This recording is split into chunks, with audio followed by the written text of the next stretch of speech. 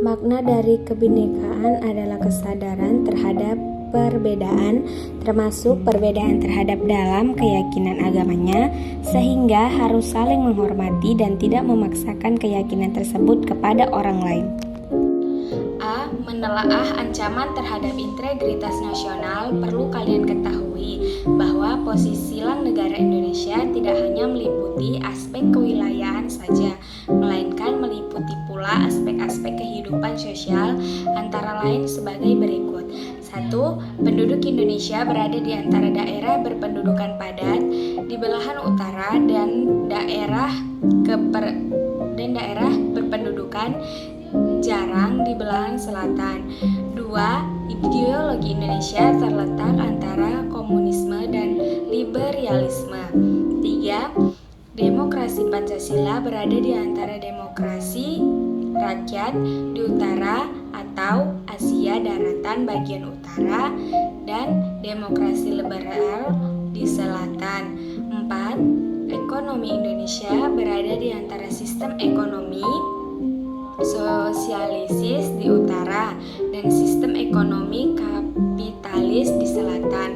5. Masyarakat Indonesia berada di antara masyarakat sosialisis di utara dan masyarakat individualisme di selatan. 6. Kebudayaan Indonesia berada di antara kebudayaan timur di utara dan kebudayaan barat dan selatan.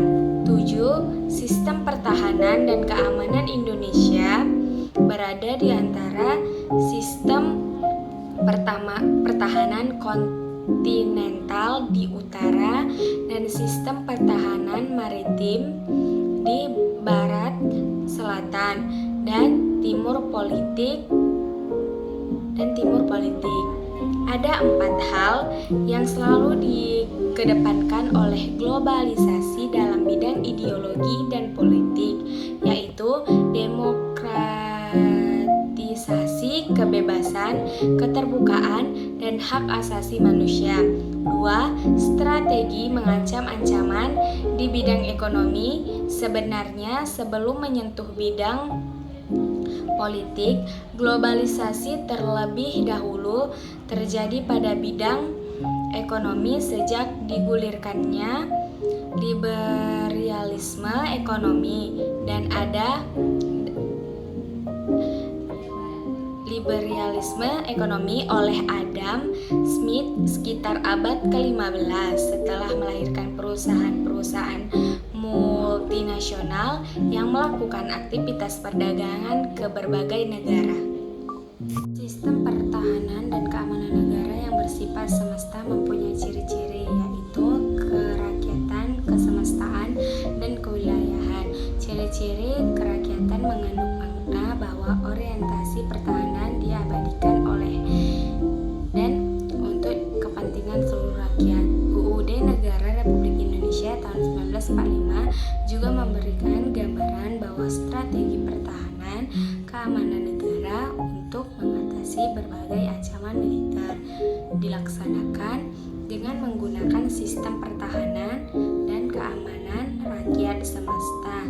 Sistem dan keamanan rakyat semesta pada hakikatnya adalah segala upaya menjaga pertahanan dan keamanan negara yang seluruh rakyat dan segenap sumber daya nasional, saran dan prasarana nasional serta seluruh wilayah negara merupakan satu kesatuan pertahanan yang utuh dan menyeluruh. Dengan kata lain, penyelenggaraan Sishankamrata didasarkan pada kesadaran akan hak dan kewajiban seluruh warga negara serta keyakinan akan kekuatan sendiri untuk mempertahankan kelangsungan hidup bangsa dan negara Indonesia yang merdeka, bersatu, berdaulat, adil dan makmur.